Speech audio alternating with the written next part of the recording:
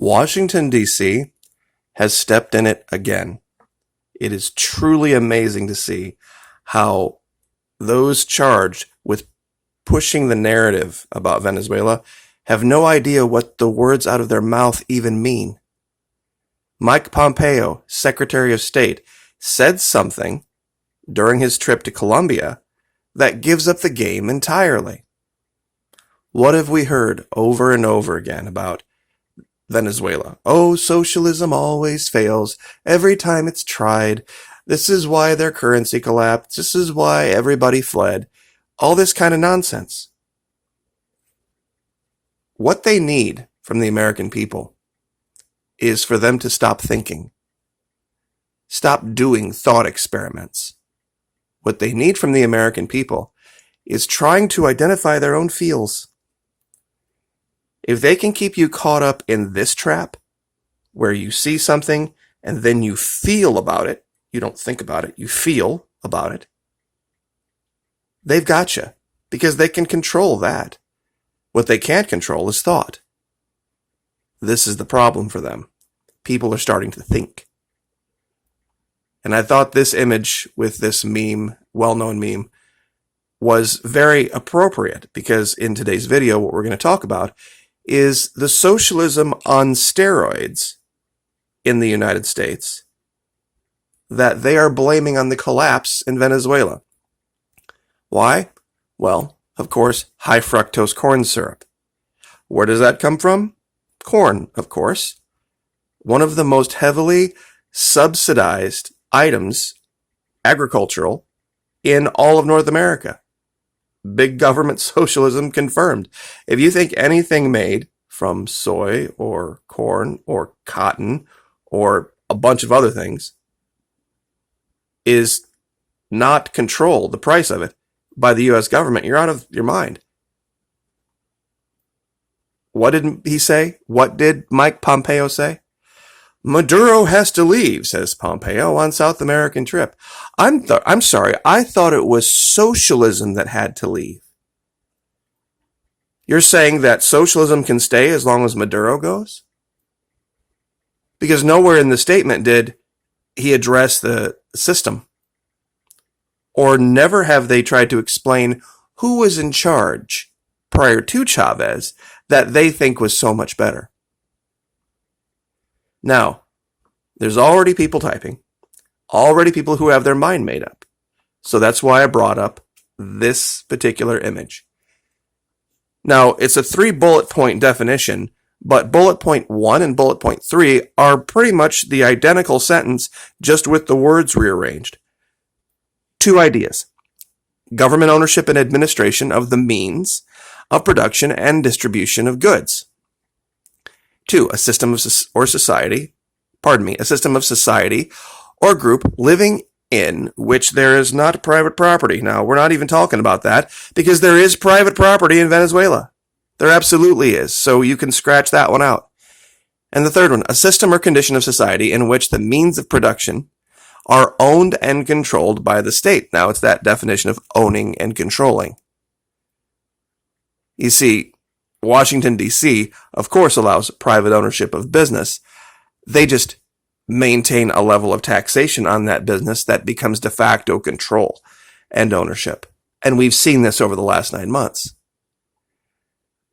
If you would like proof of this, we're going to do a thought experiment right here, right now, on something that I think would be very relevant to everyone within the sound of my voice.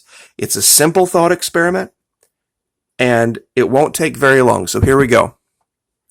Everyone is familiar with BJ's, Sam's Club, Costco, the big warehouse stores where you can buy in bulk and get the per cost of your item down if you have the amount of money to do this, where you can buy 1,000 of something versus 100 of something and get a better per unit cost. That's the idea of the big warehouse store. And of course, how do the warehouse stores make money?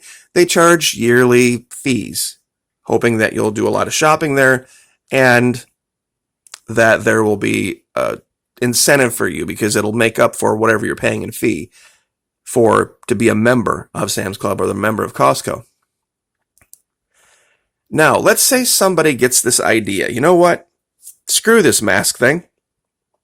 I don't want to shop someplace where I have to wear a mask anymore.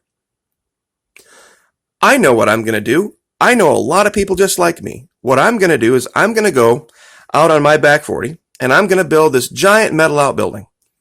And I know the guy who's the manager down at the local BJ's or local Costco. I'm going to invite him over. We're going to have beer. We're going to have cookout. And we're going to talk about this whole thing. I know he hates the masks too. I'm going to see if I can slide him a little payola and see if I can get a gander at what his top 100 selling items are. And then, of course, I'm going to find out when his shipments come in. And I'm going to go get a big loan from the bank and pay him to divert those goods to me. Meaning, I'll show up there. The truck shows up at 2 o'clock in the morning to unload. I'll show up there with my trucks at 4 o'clock and I'll pay him under the table. And it'll never see the shelves, or only a tiny limited amount will see the shelves. I'll buy it all up. I'll take it to my outbuilding that I've just built. And I'm going to buy shelves and everything. And I'm going to break it down into just a little bit smaller portions. Mark up the price. And then I'm going to tell all my friends and neighbors about a place they can come shopping where they don't have to wear a mask. And I'm going to make up whatever rules I want for how much I'm going to pay people. I'm not going to pay workers' comp insurance because, that's a big government scam. This is what I'm going to do. I'm going to let people park out in the field, and this is how we're going to do it. And hopefully I'll be so successful that I can build another outbuilding in the next county and another outbuilding in the next county. Now, what would that be called in real life? In real life, we see it all pretty and sanitized here, don't we? But what is it truly? I had to go to Fantasy Clip Art to get the right image so that I didn't get demonetized. It would be a black market, wouldn't it? That would be a black market. That would be an illegal store. Now, I'm sure people are like, wait a minute, what does this have to do with Venezuela? Well, you see, in reality, if the government here in North America found out what you were doing, you would be charged. You would show up one day to your outbuilding and there would be chains on the doors. There would be police waiting to arrest you. All of your items would be seized. They'd probably have already arrested the guy who was managing the Costco. And you would be charged with a litany of violations. Government control of the means of production and distribution of the goods. You see, because that would be rife for abuse. You would have to, admit that somebody would probably say, you know what? I'm going to, only hire girls that have double D's to check people out, and I'm going to make this a private club of my own and have all sorts of different rules. And we're going to allow this group of people to come in, but not this other group of people to come in. And and the manager, not the local Costco, isn't going to give a rat's ass if he's out of everything all the time. Because he's making money under the table. You see, this is what DC says caused the problem in Venezuela. The government stepping in and saying, okay, business, you can do this, this, this, this, and this, but not that, and that. You can charge this much, but not this much. And the most insane thing about their allegation in Venezuela is they're not even disputing the concept of the Venezuelan government importing the goods, as opposed to private businesses buying and importing each independently, making their own deals. Nowhere has DC said that would be a problem. And even a random guy named Juan said that has to be. Because all they've done is divert the funds out of the bank accounts in the United States from the control of the Venezuelan government, run by Nicolas Maduro, to their puppet, so that he can do the negotiations, so that they don't have a problem with that. And I just pulled up a couple of pictures of commonly known black markets in the gaming community. This is Undercity from World of Warcraft. And if you don't believe me about government subsidies being socialism, You should read how many billions and billions of dollars we give to agriculture, to transportation, to energy, how much we control as far as a government in the United States. Now, the reason I used this image, this is an image of emergency food supply, of the Wise company, the big whole tub of emergency food.